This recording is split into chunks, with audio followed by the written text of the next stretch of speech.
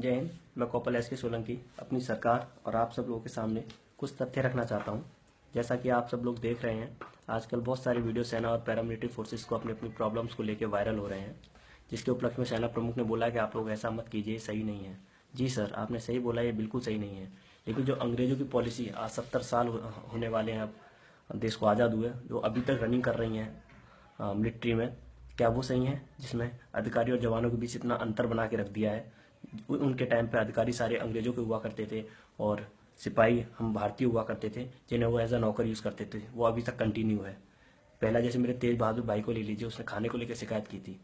Sir, मैं तेजपुर में army के साथ पोस्टेड था। अगर आप वहाँ जाके अधिकारी मैस और जवानों का मैस देखेंगे, आपको अंतर समझ में आ जाएगा। अधिकारियों का मैस ऐसा है जैसे 5 स्टार होटल, बाहर से एकदम महल और अंदर सुविधाएं एकदम 5-7 स्टार होटल की तरह, और बाहर 50-60 लोग केवल उसको तैयार करने में, उसको मेंटेन करने में लगे रहते हैं। वो और कोई नहीं, वो आपके जवान है जो लड़ने के लिए भर्ती हुए थे। वहीं आप जवानों का मैस अगर जाके देखेंगे तो आपको खुद खाना खाने में झिझक महसूस होगी।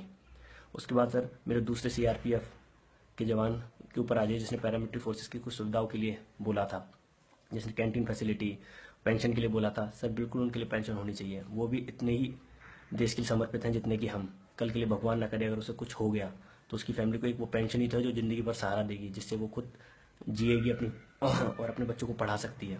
अब सर, हमारी कुछ ऐसी फैसिलिटीज़ पे आइए जिसमें इतना अंतर बना के गए थे अंग्रेजों, जो आज तक कंटिन्यू है। उसे क्यों अभी तक नहीं हटाया जा रहा है? उस डिस्पैरिटी को क्यों ख़त्म नहीं किया जा रहा है? सबसे पहले ECHS फैसिलिटी, उनकी अलग हमारी अलग, हर जगह लाइन अलग, उनको हर जगह तवज्जो दी जाती है। कैंटीन में लाइन ले लीजिए, अफसर्स अलग, हम सिपाही अलग। MH में लाइन ले लीजिए, अरे MH में तो बीमार आदमी जाता है, उसमें अफसर्स अलग, हम लोग अलग। हम लोग लाइन में, अफसर आ गया तो वो पहले चले जाएंगे, उनकी फैमिली पहले चली जाएगी, हम लोग खड़े रह जाएंगे, चाहे कौन ज़्यादा बीमार है कोई मैटर नहीं करता। उसके बाद आ जाइए सर, कार्ड लिमिट पर कैंटीन के, हम लोगों को 4-4.5 हज़ार, उनको हमसे 3 गुना 4 गुना ज़्यादा। क्यों सर? पेमेंट उनकी ज़्यादा, कार्ड लिमिट हमारी कम।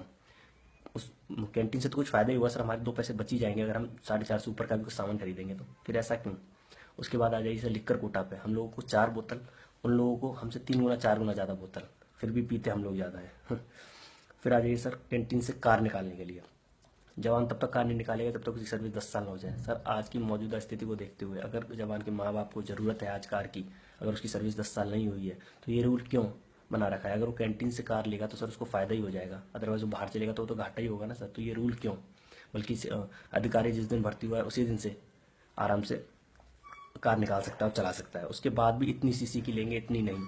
वो उनके हिसाब से ये क्या है सर, केवल एक प्रेस्टीज इशू। उसके बाद उसी कार से अगर मूवमेंट की बात है, अगर टीडी जाना है सर, तो अधिकारी के पास अगर रिजर्वेशन नहीं है, कुछ नहीं है, तो वो अपनी कार से भी टीडी जा सकते हैं और उसका वो क्लेम कर सकते हैं।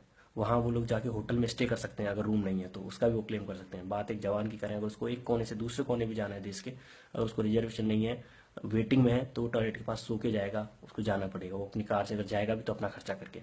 उसके बाद बात रुकने की आए तो, और उसके लिए रूम तो छोड़ दीजिए सर, अगर एक चारपाई भी उसको मेंटेन करनी है तो खुद जुगाड़ लगानी है उसको अपने मेंटेन करने के लिए। होटल में स्टे तो छोड़ दीजिए सर। ऐसा क्यों? हम लोग भी कंफर्ट चाहते हैं। हम लोग अगर वहाँ जाएंगे, अगर हम लोग होटल में रुकेंगे, उसका पैसा अगर सरकार देगी तो हम तो सरकारी काम से गए, अपने काम से तो नहीं गए वहाँ।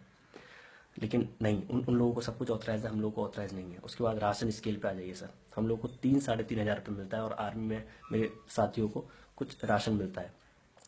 तो उन लोगों को पूरा राशन मिलता है, हमें 3-3.5 हज़ार। इतने में से सर दूध और पानी आ जाता है महीने का। अब आप बताइए ये अंतर है या नहीं? और उसी राशन की क्वालिटी अच्छा पहले छांट के कर दिया जाता है। और फिर आइए सर, पार्टीज में हम लोगों को यूज़ किया है, लॉजिस्टिक सामान अगर आए, यूनिफॉर्म, पिछले लास्ट 2 साल से जूते नहीं मिल रहे सर। और ऑफिसर्स की ड्रेसेस को मैंने स्टिच होकर एकदम उनके घर तक पहुंचते हुए देखा है। तो इतना स्मूथली उनके लिए काम होता है और हम लोगों के लिए नहीं। ऐसा क्यों सर? उनकी वाइफ्स को मैम मैम बोल के इतना अंतर पैदा कर दिया जाता है कि हमें शर्म आती है अपनी वाइफ्स को लेके जाने में। उसके बाद हाँ, अब बात करें पे स्केल की, तो सर वो डिज़र्व करते हैं। वो एग्ज़ाम फाइट करके आए जो हम लोग नहीं कर पाए। वो A ग्रेड ऑफिसर्स हैं। But what about MSP sir? Military service पे तो सर गार्ड हम करते हैं सर अपनी पैराफेरी को, चारों पांचों तरफ से, हर तरफ से। हमारे 10-20-50 जवान जो भी हैं, अपनी जान हथेली पर के रात भर हम लोग जग के गार्ड करते हैं। बॉर्डर पर गश्त हम लोग देते हैं रात भर जग के। और मिलिट्री सर्विस पे उनका 15,000 प्लस और हमारा 6,000 एज पर 7th पे कमीशन। ऐसा क्यों सर? इसके लिए मैंने सर बहुत लेटर भी लिखे थे, मैंने, मेरे कई भाइयों ने, मैंने डिफेंस मिनिस्टर, PMG आपको और अपने फाइनेंस मिनिस्टर को, सबको, लेकिन अनदेखा कर दिया गया या किसी ने हमारी ये बात उठाई नहीं।